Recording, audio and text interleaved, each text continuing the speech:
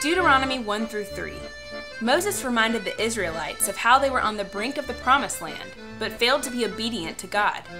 Because they weren't obedient, they had to keep wandering in the wilderness. At one point in their disobedience, they were chased by their enemies like a swarm of bees. At another point, Moses pleaded with God to cross the Jordan, but God didn't let him. Deuteronomy 4. The Israelites were reminded that obedience to God is important, and that with their obedience, things would go well with them and their kids all the days of their lives. Deuteronomy 5. The 10 Commandments were given to the Israelites. Did you know that honoring your father and mother includes a blessing of long life? Deuteronomy 6. God introduced the Israelites to the Shema. That was a Hebrew word for hear or obey. It's also the word associated with the greatest command, which is to love God with all your heart, soul, mind, and strength. Deuteronomy 7 through 12.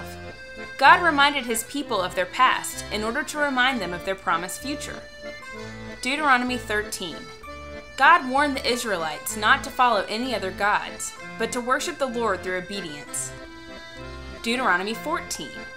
God gave the Israelites some dietary restrictions. Don't eat things like eagles, falcons, vultures, owls, or bats. Oh yeah, don't cook a young goat in its mother's milk. God then commanded them to return a tenth of their income back to God. That's called a tithe. Deuteronomy 15. God declared that every 7 years all debts should be canceled. That meant in 2016, technically speaking, all debts should be canceled. Deuteronomy 16 through 18.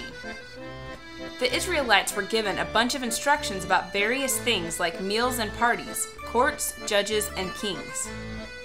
Deuteronomy 19. God instructed the people of God to establish cities of refuge where people could go for safety. Deuteronomy 20 through 25. God gave more instructions, but this time God included how to deal with rebellious children, the command not to wear clothes of wool and linen woven together, and instructions for leaving leftovers of grapes and wheat for foreigners. Ever heard the phrase, "Don't muzzle the ox while it's treading out the grain"? Well, that's from chapter 25. Deuteronomy 26. God told his people to bring the first fruits of their labor back to him so that the needs of the people were met. Deuteronomy 27. God told them where they were to worship and how not to behave once they entered into the promised land. Deuteronomy 28. This chapter included a long list of blessings for obedience and curses for disobedience. Deuteronomy 29. God renewed his covenant with Moses and his people. Deuteronomy 30.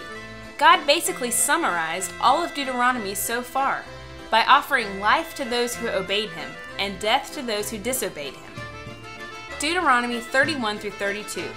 Moses named Joshua as his successor and the one who would lead God's people into the promised land.